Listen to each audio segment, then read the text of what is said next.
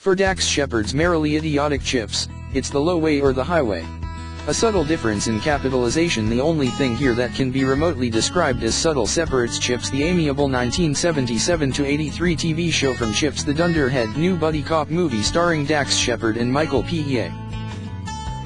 But the all-caps title more or less captures the bigger, more blockhead approach taken here by Shepard, who wrote and directed this merrily idiotic smash-up showcase in which cars crash into motorcycles, trucks plow into paparazzi, and one guy's face makes violent contact, as it must, with another guy's junk. That last gag is the sort of tiresome gay panic gross-out moment that Chips tries to get away with by having its participants engage in deep discussions of what does and doesn't constitute homophobia. Serious philosophical questions are raised: is discomfort the same thing as bigotry? Should an aversion to same-sex face-to-crotch proximity automatically be construed as homophobic? Can a movie be cheekily self-aware and still thoroughly terrible? Without a doubt. And yet damned if Chips doesn't somehow make the most of its own wink-wink awfulness. Its principal ambition basically, to make movies like The Dukes of Hazzard and Starsky and Hutch look like rigorous masterworks of screen-to-screen adaptation, by comparison may be as shallow as the gutter. But from time to time, the movie does throw off its own crazy, moronic verve. Shepard plays John Baker, a former X Games motocross star who has joined the California Highway Patrol to impress and win back his ex-wife, Kristen Bell, Shepard's real-life spouse.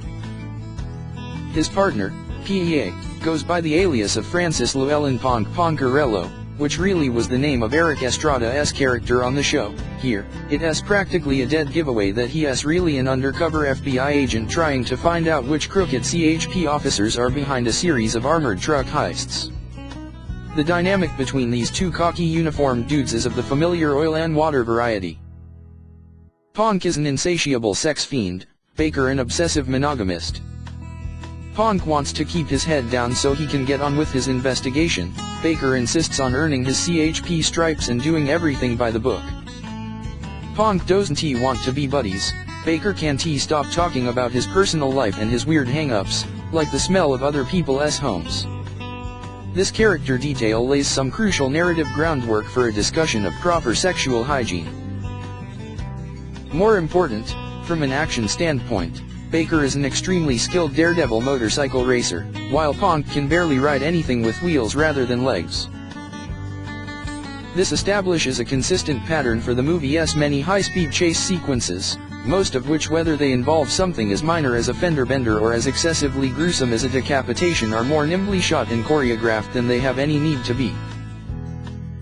I am tempted to say I haven't seen this city's freeways, bridges, and overall topography put to such busily inventive use since La La Land, but that was just 5 minutes ago, and that's 5 minutes longer than you may remember Chips.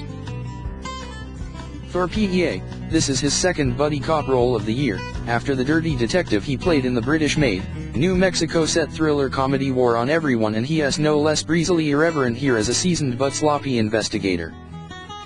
Shepard, who brings to mind a less swattable Zach Braff, has his own offbeat charm, touchingly open and earnest, but also physically tough and quick with a comeback. His John Baker is an eccentric comic creation, to say the least, and you sometimes wish he would. The plot is needlessly convoluted and completely beside the point, the supporting cast a lazy grab bag of spare parts. Vincent D'Onofrio, as one of the CHP's most imposing officers, shows up to bench press a few hundred pounds and warn Ponk and Baker not to get too nosy.